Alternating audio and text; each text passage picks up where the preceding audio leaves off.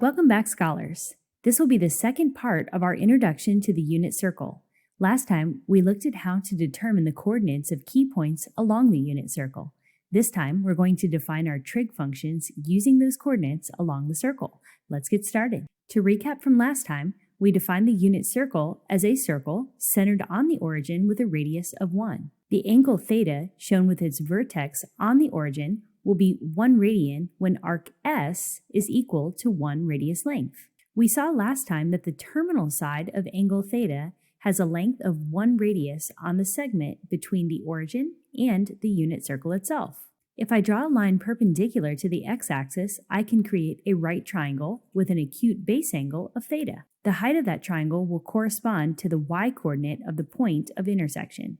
Similarly, the base will correspond to the x-coordinate of the point of intersection. Now let's reach back to our algebra course where we first discovered our basic trig functions. We learned that sine, cosine, and tangent can be defined as ratios between a right triangle's various sides. Specifically, sine refers to the ratio between the side opposite theta and the hypotenuse of the triangle. Cosine is defined as the ratio between the side adjacent to theta and the hypotenuse of the triangle. Finally, tangent is the ratio between the sides opposite theta and adjacent to theta. Let's bridge the definition from algebra to our new knowledge of the unit circle and the right triangle drawn within it. I know that for the right triangle drawn on my unit circle, the side opposite theta is measured as y. The hypotenuse is measured as 1 radius, or just 1. So the sine ratio will be y over 1, or more simply, just y. For cosine, I know the side adjacent to theta will be measured as x.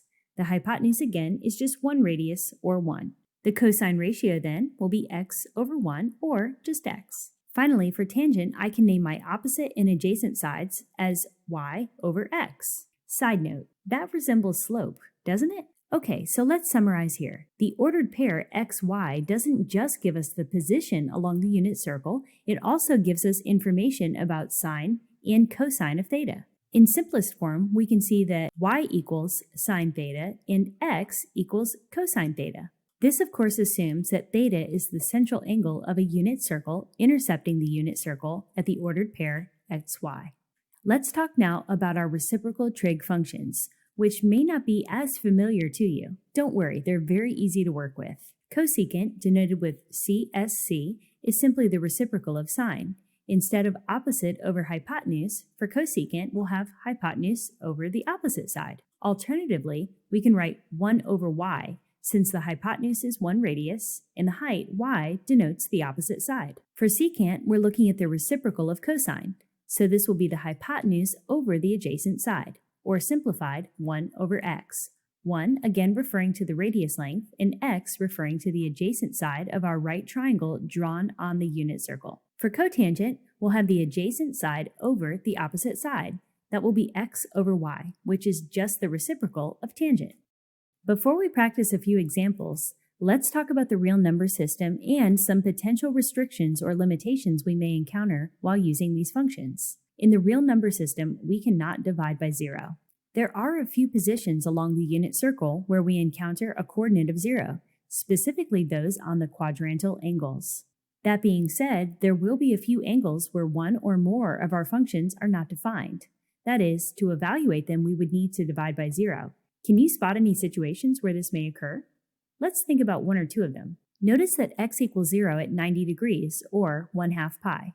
Tangent theta equals y over x, so tangent of 90 degrees would be 1 over 0. Not possible. That's undefined. Notice that this will happen again at 270 degrees, or 3/2 pi. Same situation. Tangent of 3/2 pi will be -1 over 0. Still undefined. There are several of these to look out for as we practice evaluating our 6 trig functions. Just remember, dividing by 0 is not a defined operation in the real number system. Alright, let's try a full example. Suppose we were asked to evaluate the 6 trigonometric functions when theta equals pi over 6. Let's locate that angle on the unit circle. It's the same as 30 degrees. Okay, now for our trig functions. Sine of pi over 6 will be the y-coordinate.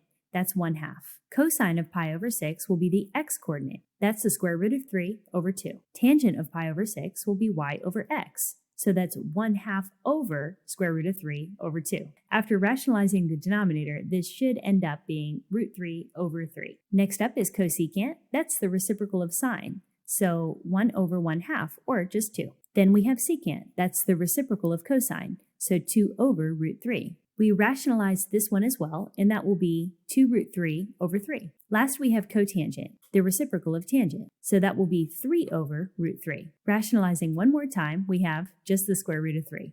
All right, so there can be quite a bit of rationalizing the denominator on these. No problem though, we can handle it. That wraps up our two-part introduction to the unit circle. Now you're prepared to evaluate trig functions. Thanks for watching.